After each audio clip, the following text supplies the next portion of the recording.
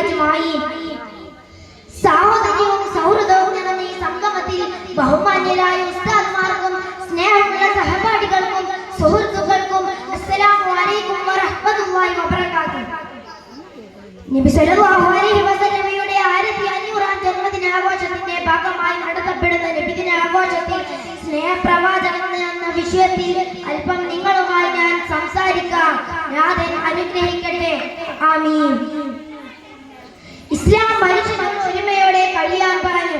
പക്ഷേ മനുഷ്യർ മനുഷ്യനെ തിരിച്ചു വെച്ചു. ഇതിൽ അല്ലാഹു തിരഞ്ഞെടുത്ത ചിലർ മാത്രം പ്രവാചകരായി. അവർക്ക് ആയുധങ്ങളില്ലായിരുന്നു, അവർക്ക് സൈന്യങ്ങളില്ലായിരുന്നു, എന്നാൽ അവർക്ക് ഹൃദയങ്ങളുണ്ടായിരുന്നു. അതിൽ നിറഞ്ഞത് ദയയും സ്നേഹവുമായിരുന്നു. നൂഹ് നബി നൊമ്പരങ്ങൾ നിറഞ്ഞ ലോകത്ത് കരുണയുടെ കപ്പൽ ചൂടിയ പ്രവാചകൻ. മൂസാ നബി അടിമകത്തിൽ അകത്ത ദയാമയൻ. ഈസാ നബി ക്ഷമയുടെ ദീപം. പക്ഷേ ഇവരിൽ എല്ലാവരെയും പ്രഭയാൽ മറിച്ച നബി മുഹമ്മദ് മുസ്തഫ സ്വല്ലല്ലാഹു അലൈഹി വസല്ലം നബിയെ നമുക്ക് വിശേഷിപ്പിക്കാം സ്നേഹദൂതൻ. ഉഹദിൽ അവിടുത്തെ പല്ല് പൊട്ടുകയും തലമുറിയായപ്പോൾ അല്ലാഹു മാഫിർലി ഖൗമി ഫഇന്നഹും ലാ യഅലമൂൻ, പൊറുക്കണനാഥ അവർക്ക് അറിവില്ലാത്തത് കൊണ്ടല്ലേ.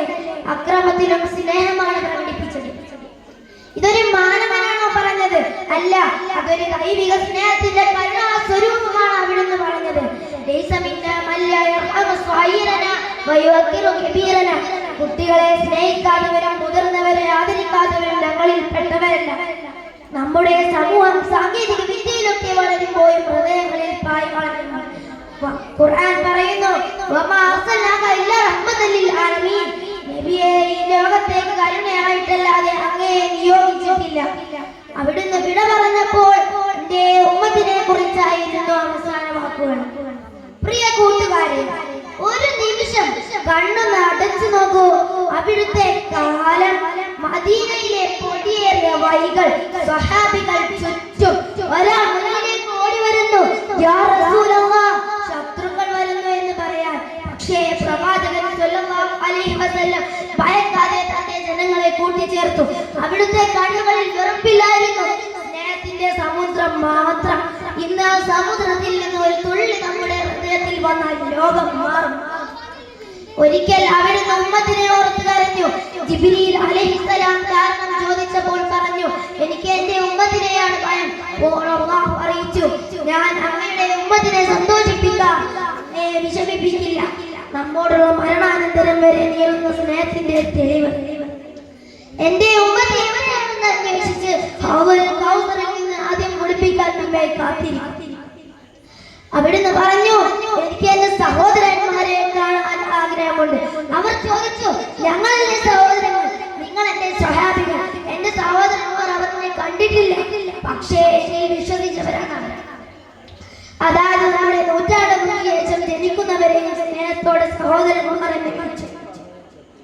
യാ റസൂലല്ലാഹ്, അല്ലാഹുവിന്റെ പ്രവാചകരെ, ഞങ്ങൾ അങ്ങയെ സ്നേഹിക്കുന്നു. നമ്മുടെ സ്വരം ചെറുതായിരിക്കാം, നമ്മുടെ പ്രായം കുറവായിരിക്കാം, പക്ഷേ അവിടുത്തോടുള്ള സ്നേഹത്തിനുള്ള ഹൃദയം വലുതായിരിക്കട്ടെ. നമുക്ക് നൽകപ്പെട്ട പ്രവാചക സ്നേഹം ജീവിതമൊടുവിൽ കൊണ്ടുപോകേണ്ട ആഹാരമാണ്. നാം അവിടുത്തോട് സ്നേഹിക്കുന്നു എന്ന് പറയുക മാത്രം പോരാ, അവിടുത്തെ സ്നേഹപാഠങ്ങൾ നമ്മുടെ ജീവിതത്തിൽ കൊണ്ടുവരികയും വേണം. സഹപാഠിയെ സ്നേഹിക്കുക, അധ്യാപകരെ ആദരിക്കുക, പാവപ്പെട്ടവരെ സഹായിക്കുക, ഇത് തന്നെയാണ് പ്രവാചകന്റെ പാത.